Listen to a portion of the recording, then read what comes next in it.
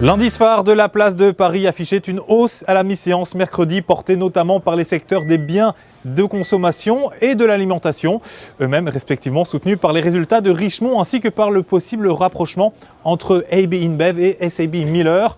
À 13h23, du coup, le stock 600 gagnait 1,5% à 361,79 points. À Londres, le FTSE prenait un peu moins d'1% à 6194,09. Et enfin, en Allemagne, à Francfort, le DAX était en hausse de 0,59% à 10 248,02.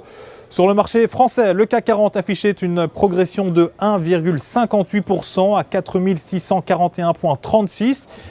D'ailleurs, à mi-séance, il y avait 39 valeurs dans le vert pour seulement une dans le rouge. Et à noter justement parmi les plus fortes hausses de cette mi-journée, Kering qui prenait plus de 4,5% à 150,20 €.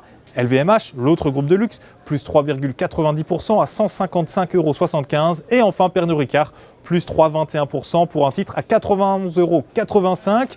Sur le marché des changes, l'euro valait 1,1221 $. Le dollar s'échangeait lui contre 120 yens 59. Et sur le marché obligataire, eh bien, le rendement de l'OAT 10 ans était en hausse de 3,6 BP à 1,17%. Pour Trading Central en direct ici depuis le CME Group Floor, le Namex à New York. C'était Sébastien Giron. Je vous souhaite bien sûr une excellente fin de journée. On se retrouve très bientôt.